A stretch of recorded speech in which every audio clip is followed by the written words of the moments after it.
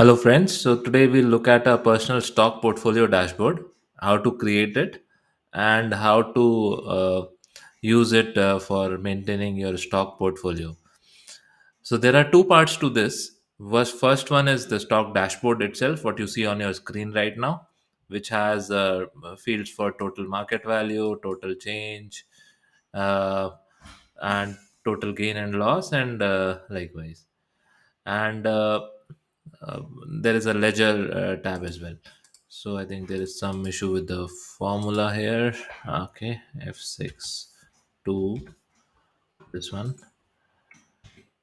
right? Similar to this one as well. And same thing for this one as well. I think that's not required. And this one also.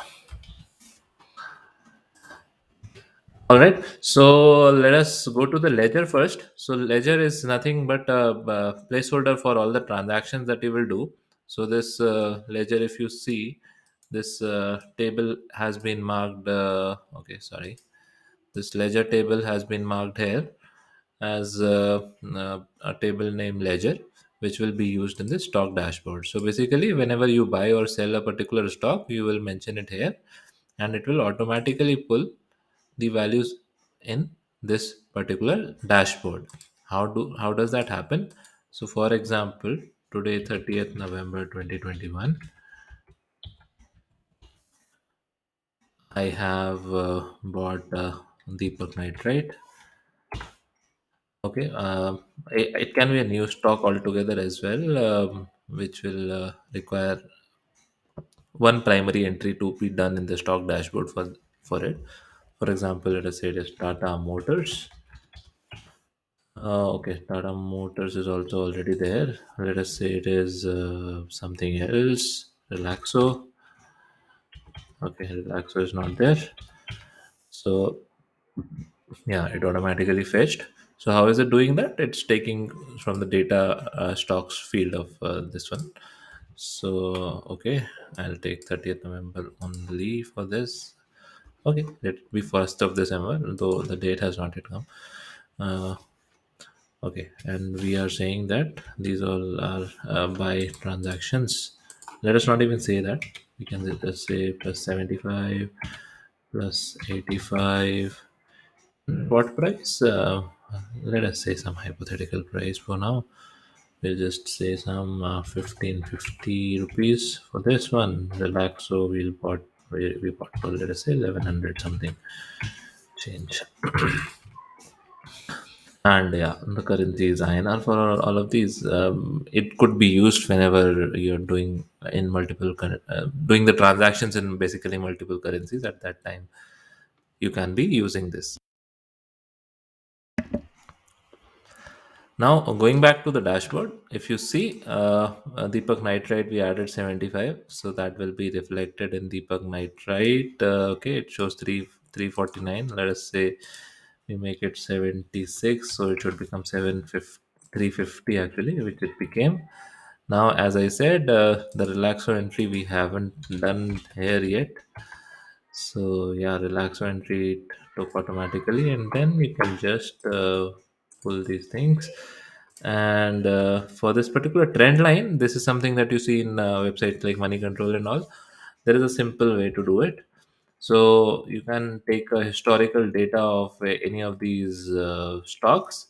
So basically, stock history functions gives you the data of all these stocks for a particular date range, and these all what you see is like 1 year price range for each of these stocks. The first column is the date, 1st of December to 2022, current date maybe 30th of November 2021 is what we are getting. How we are getting that? We are getting that because we'll be doing like today minus 1 and today minus 365 until today. So this is the formula, today minus 365 until today. We are taking the stock values. We can just we'll just need to do this, and it will fetch all the values for relaxo footwear basically. And for entering this one, you'll need to just do a simple activity. You'll need to go to insert the sparkline, and you'll need to fetch this value, press shift, control, and right arrow, and enter, control, home, and you'll be back to your dashboard, and you'll see this line is here. While there may be some issues with the formatting, which you can use the format painter to change. If it does not get changed, still you can go to the Sparkline.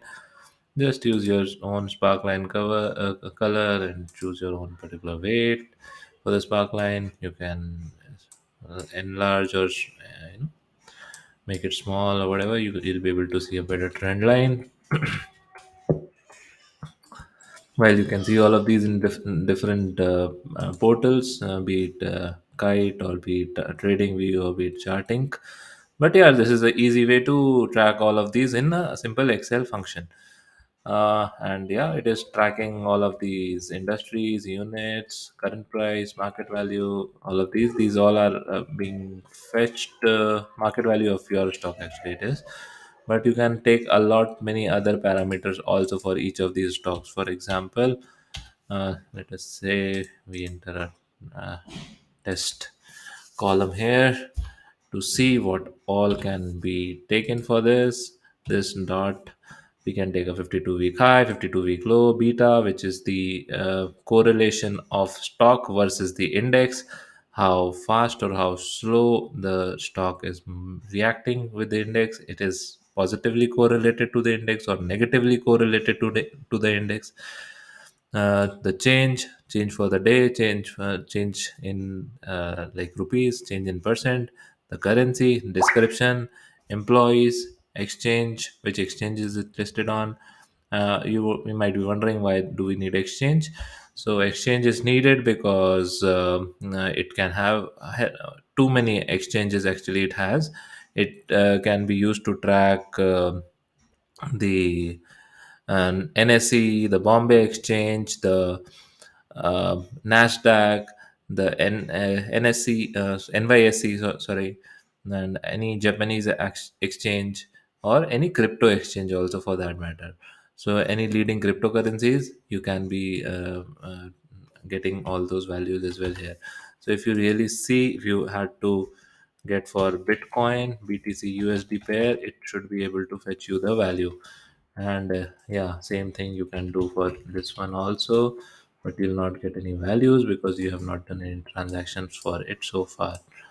So yeah, there is no industry related to Bitcoin, obviously, but yeah, once you do, you'll be able to see what all are available for this particular thing.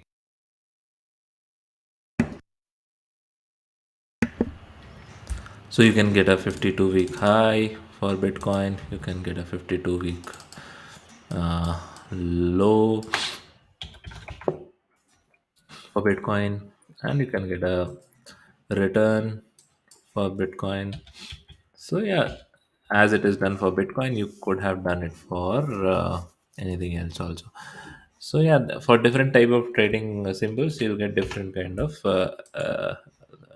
opportunities. So it is showing as zero because your ledger does not have any entry for Bitcoin. So if you were buying some Bitcoin, you can also be entering the sorry, the Bitcoin values here, and it will be able to help you with the Bitcoin valuation as well. So let us say you bought zero point zero 0.05 Bitcoins at let us say 60,000 USD. Okay, and it translates to some 3,000 USD per transaction. And we did it on, let us say, 30th of November 2021. If you would see, you'll be able to figure out that okay, your values are getting reflected here, or are they not? Okay, they may be, they may not be, I'm not sure. Let us see.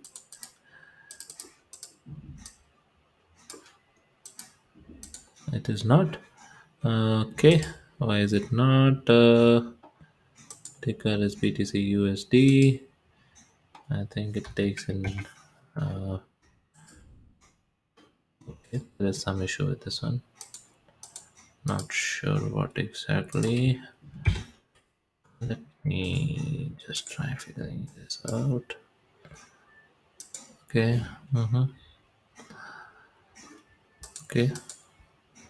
I think there's some issue with the Bitcoin part of it. Let us just skip it for a second and try with another thing. ETH, USD. Yeah, ETH, USD as well. It could take. And okay, wait, Ethereum is not that expensive though. Yeah, still.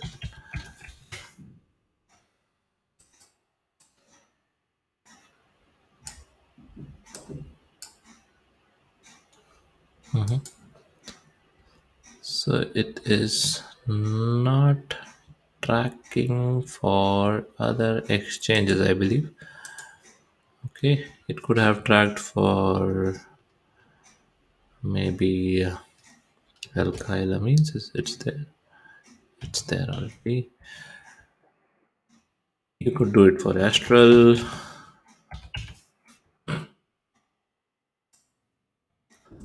Let us see Astral.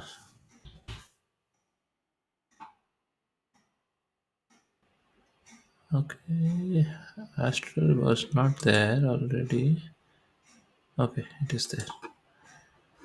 Yeah, so I think it is not taking the crypto in this one, but I think it should be able to take US stocks. Let us say you went for Adobe and you bought like 10 shares of Adobe at maybe $650. It should reflect possibly if it is not taking a combination of currency pairs, and it has not taken it. I believe, okay, it is only taking for INR, is it? Mm-hmm.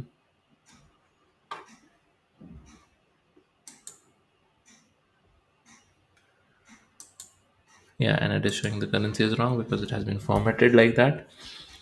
Uh, all right. Even for the Relaxo part, it is not taking anymore because Relaxo was omitted from here.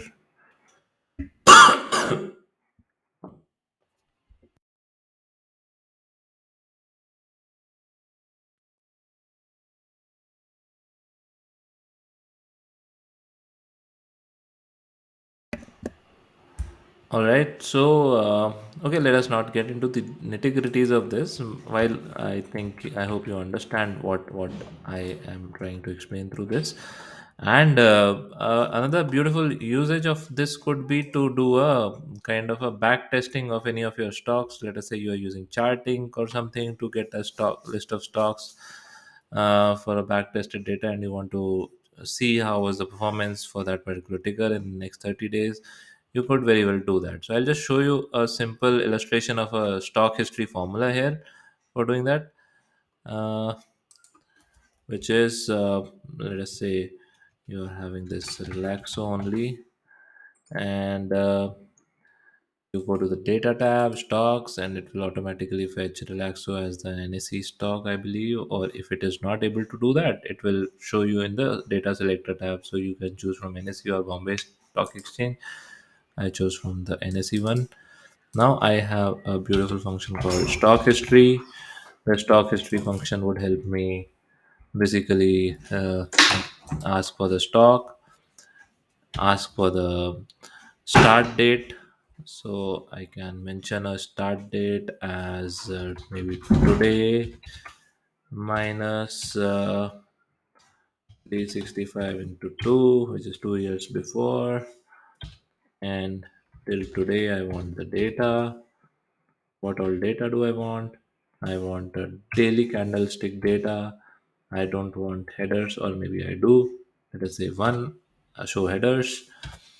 Then it gives me option to choose which all data fields I want to get.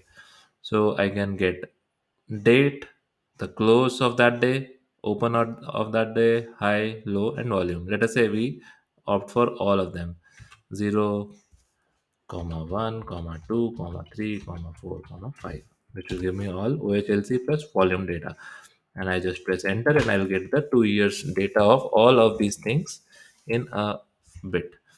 Let's say Control Alt, Alt 3, Alt 5, and okay. Now we have all these data points. I have all the close, open, high, low, volume for all of these dates for this guy. Now let us say you just wanted to have the value of Relaxo footwears on 10th of January 2015. How would you do that? You can do that very well using the same function, just that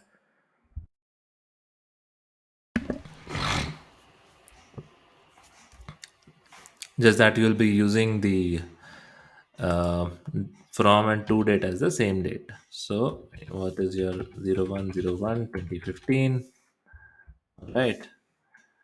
And then you'll copy the same date in the to date as well.